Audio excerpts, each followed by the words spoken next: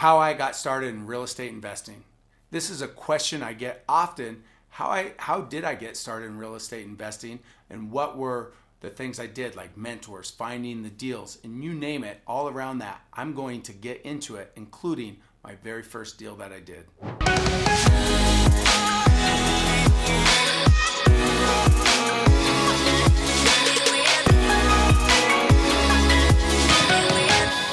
So when I was younger, I did finance at a car dealership. And in that car dealership, I would see hundreds, if not thousands of people's applications for financing. And through that process, there was one thing I determined, that people that owned real estate did much better than everybody else, especially if they held the real estate for a period of time.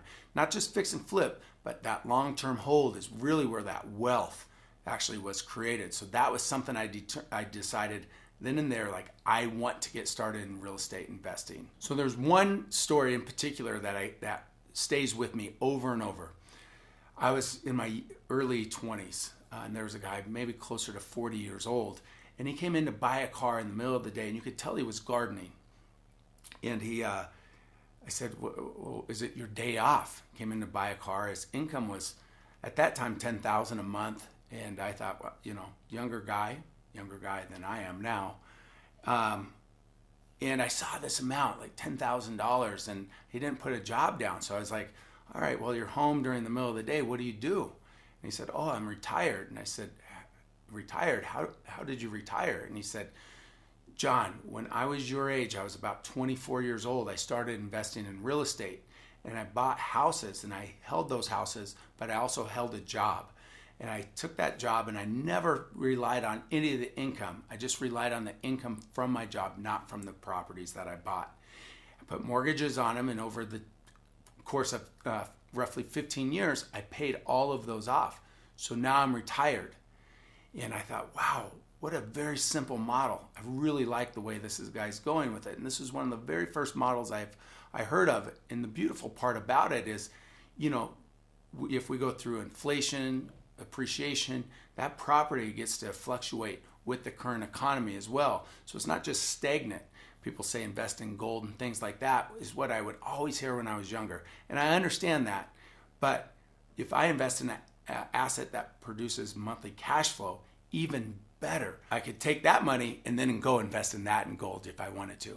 Anyways, in his particular model though, he paid off the properties and kept continuing so he could make those compound payments and pay off the house much quicker than a 30-year traditional mortgage by attacking the interest quicker. Anyways, that's one of those things that hit me, like, I don't have to do this full time. I could do this part time, get started in it, because I was working a full-time job at the time. So I was thinking, all right, I'm going to go ahead and get started and buy my first rental property, which I did, and I was involved in the rehab process on the days that I had off. But before I get into that, after I heard that model, I went and researched and found two phenomenal mentors that I'm still good friends with to this day. And they helped me, one, find and evaluate the properties, and two, fund and then look at other strategies, such as the BRRRR strategy is what it's called now. So I was able to merge those two together to help mentor me and be able to accumulate these properties and I call it set it and forget it, right? I buy it, I rehab it, I rent it, and then I refinance it. That was my model. It's now commonly known as the BRRRR strategy. And once I would do that, I would then go and find another one and another one and another one. Meanwhile, working my full-time job. Here's kind of something to think about when doing it. Like, I've had great mentors since, and there's three things that I've learned during that time, talking to all sorts of different mentors and successful people. And they are what I want to share with you. I'm going to share these three things at the end. So make sure that you stick to the end so I could share. These are three things that I share with my kids, people that ask me how to be successful. These are the three things that you'll want to pay attention to and carry with you. They've helped me, and I think they'll help you too. If you're liking this video, do me a favor, give me a thumbs up. And if you haven't subscribed already, subscribe, because I'm going to be bringing content to you daily like this. Subscribe, give me a thumbs up. Also, give me a shout out, say something. How did you get started in real estate investing if you're a real estate investor? So I told you I had two mentors, one that helped me find the deals and one that helped me fund the deals. Now, here's the thing. You ever hear of part of something's better than all or nothing? Well, I would split that deal with the person that helped me find and fund that deal. Why?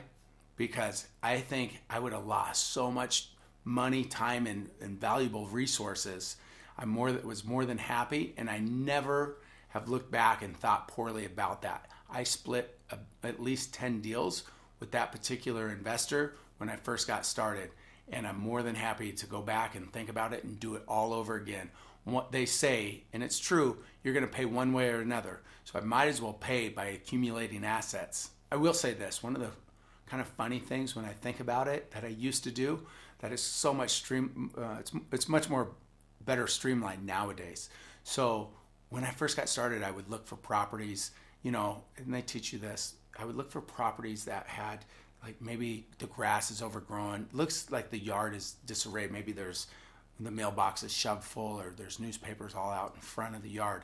Those are the type of properties something's gone wrong, whether it's a death, divorce, you name it, it's in distress of some sort. So I would try to find those owners. You do that through skip tracing and all these different methods. But back then, when I first got started, I couldn't sit there and go through all, in all these neighborhoods because I was working. So what would I do? I would pay the paper boy I'd give him a sheet of paper with the address, and I gave him a Polaroid camera. And at the end of the week, he would go out and find these properties. And at the end of the week, I would pick them up and I'd give him, I think it was $5 per, right? So I know it sounds crazy now, but this is a method that you can use. He would staple it to it, and then I would go and contact these people. I'd track them down. Anyways, that's a method you could do. Obviously, you could streamline it a lot better now. Oh, and by the way, I didn't just give him the $5. If I actually got the deal, I gave him $100 on top of that. Anyways, it was a side deal for him. He was already out there doing his rounds, and it was a little bit of extra work for a big side, a big upside. It's like finding a $5 bill here and there as he's on his paper route, right? You could do this with other various professionals. Think about the person that actually goes around and shuts off the water, right? Those people have a list. If people are having their water shut off, maybe they're having financial issues. This could be another way for you to identify maybe people with financial issues and monetize that. Think about it as being able to intervene and help them before their house is foreclosed on. Remember that I was going to talk to you about 3 things, and these 3 things have stuck with me, and I have had numerous mentors throughout the years. I try to find somebody that's at that next level and see if they could help me become a better version or that next level of real estate investor. And in doing so, it's crazy how all of them kind of have the same recipe. I'm going to share that recipe with you right now. So remember, I talked about I worked a full-time job, but I also knew I wanted to get ahead. And what does that mean? I have to do the stuff that people aren't willing to do. That means I worked on my days off. Yep, I worked on my days off. I'd have to go find these properties. I'd have to put people in place to rehab them. So without getting into all the pieces, I would have to do hard work. There's no substitute for it. So you talk to any successful person, they're going to talk to you about hard work, and there is no substitute for it. The other thing is, do what you say you're going to do. You have to do this. This is critical. So many times I see people burning their name in the real estate market by cutting corners, not paying people, not showing up on time, not closing the deal, whatever it is, like missing payments, you name it. I know life happens and things do. And even, I've had to be in the position to where it's been hard for me to make those calls, but guess what? I'd rather have people communicating with me than avoiding me.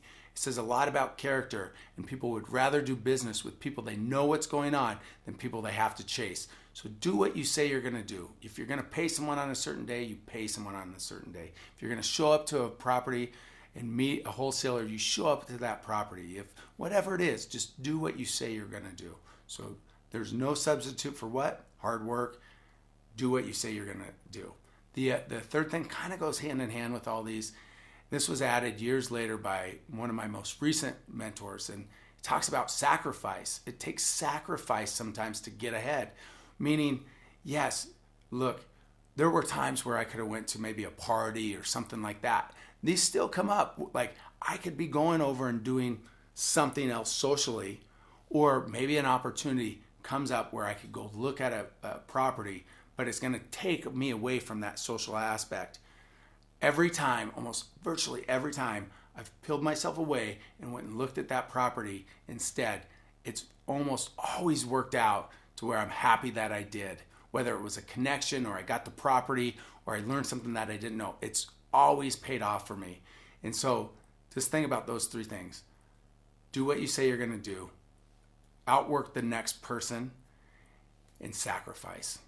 Do those three things, and in real estate, you'll succeed, or any other endeavor that you decide to go into. If you've liked my story of how I got started, I have more stories in here of my book, Truth or Comfort. If this is something that you've liked, click on the link below. Get your free book, Truth or Comfort. It's exactly how I got started in real estate and how to be successful in it.